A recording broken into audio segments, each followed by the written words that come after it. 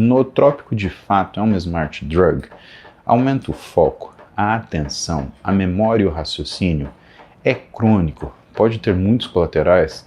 Cara, que pergunta boa. Porra, acho que essa tem que ficar nas top 10 da vida, viu? Então tá bom, vamos lá. Nootrópico, ele não mexe com a sua memória. E você tem que entender que muitas vezes você fala memória e na realidade você quer dizer aprendizado. Existe uma relação muito íntima entre memória e aprendizado. Quem fala muito bem disso é aquele amigo meu que vocês conhecem, professor doutor Eslen Delanogari, tá? Ele é um ótimo cara para você fazer essa pergunta também. Então, o que acontece? Quando você usa um nootrópico ou um estimulante, ele faz você ter duas coisas. Um aumento da sua mania, né? Mania é o que é, não é mania de fazer as coisas, é o que é o ímpeto de você agir ou pensar, como se fosse a velocidade do pensamento. E ele pode causar uma coisa que chama agitação psicomotora, né? Então você tem um aumento da sua vontade ou da sua disposição para realizar coisas. Tá? Isso é uma das coisas que te faz sentir bem, por exemplo, quando você toma um cafezinho que seja. Que hoje vai ser meu pré-treino, tá? E isso muitas vezes te dá a ilusão, né, de ter a capacidade de aprender, de lembrar. Mas é o que eu falo para vocês, por exemplo, em relação a estimulantes mais fortes, né, ou as drogas que o pessoal usa para tratar TDAH. Né? Quem não tem TDAH, quando toma uma medicação que é destinada para isso, se sente um pouco aquilo que é mais inteligente ou que tem uma memória maior. Mas isso é verdade? Na verdade, não. Tá? Na verdade, isso daí funciona que nem álcool. Tá? Então, quando você bebe álcool, você cria uma desinibição que faz você ficar corajoso, faz você pensar melhor de si mesmo. Né? Então, não estamos falando da ressaca, estamos falando daquela fase do álcool onde o sujeito ele acha que ele é o mais lindo, o mais rico e o mais brigão. Tá? Quando você usa um estimulante, o que você tem a sensação é que você está mais inteligente, que a sua memória está melhor, porque muitos dos nootrópicos, inclusive o próprio cafezinho, ele tira uma coisa da sua sensação que a gente chama de brain fog, né? Ou nevoeiro mental. Tá? Se eu explicar para vocês o que é nevoeiro mental, talvez muitos de vocês vão falar, pô, mas eu já senti isso alguma vez, eu já passei por isso.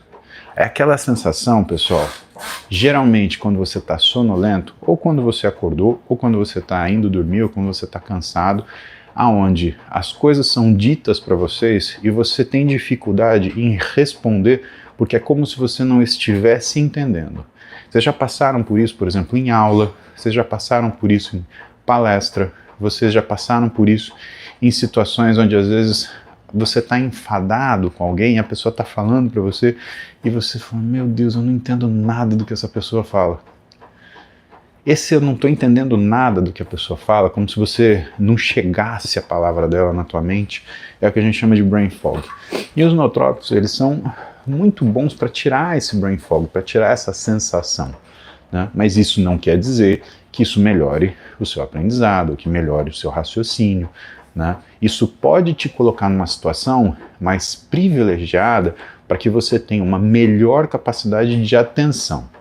Agora, isso não faz com que você tenha um melhor desempenho cerebral do que o normal. Talvez isso te coloque numa situação de normal, mas não faz você ir para o anormal, entendeu? Então vamos supor que você tem uma capacidade de 120, tá? Vamos chutar um número, a gente precisa fazer uma conta. Então você tem uma capacidade de 120, né? Aquele dia que você está 80, você vai usar um nootrópico ou tomar um cafezinho, você vai voltar no seu 120. Agora, não quer dizer que o dia que você tiver 120, você vai para 140. Tudo bem? Você entendeu o que é o fisiológico, o que não é? Espero que sim. Quanto a ser crônico, infelizmente, existe uma coisa que se chama neuromodulação. E quando você tem uma neuromodulação com um estimulante, que pode ser café, por exemplo, né? você tem uma diminuição da ação de acordo com a dose que você usa. Vamos pegar o exemplo do café. Quem toma muito café durante o dia, se ela fica sem café, ela tem quase uma síndrome de abstinência. Falta de atenção, dor de cabeça, indisposição, mau humor. Quando você dá café para essa pessoa, ela volta no normal.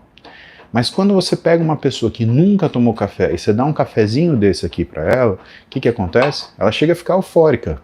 Parece que ela ligou na tomada. Quanto tempo demora para essa coisa acontecer? Em geral, a gente faz neuromodulação mais ou menos para estimulante a cada 4 e 6 semanas.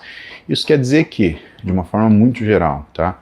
Se você continua tomando a mesma dose de café todo dia, entre 4 e 6 semanas, você vai precisar dobrar a dose para ter o mesmo efeito. Por isso que normalmente a gente dá pausas em uso, por exemplo, de pré-treino, né? Para dar impedir que você faça essa neuromodulação e ele perca o efeito, tá? E o colateral? O colateral, ele não é uma coisa que você consegue... ele não é uma coisa que você consegue controlar, né? Porque ele depende muito da pessoa, e eu acho que o pior colateral é quando você tira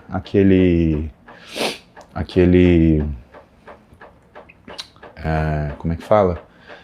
É quando você tira aquele estimulante, e aí você sente, parece que o teu corpo ele deu uma travada, né? Eu vi aqui, quem comentou? O Delvin Williams, né? Ele fala do Lion's Mane, ou juba de leão. Então, Devil, o Lion's Mane, ele na verdade ele é um cogumelo, né?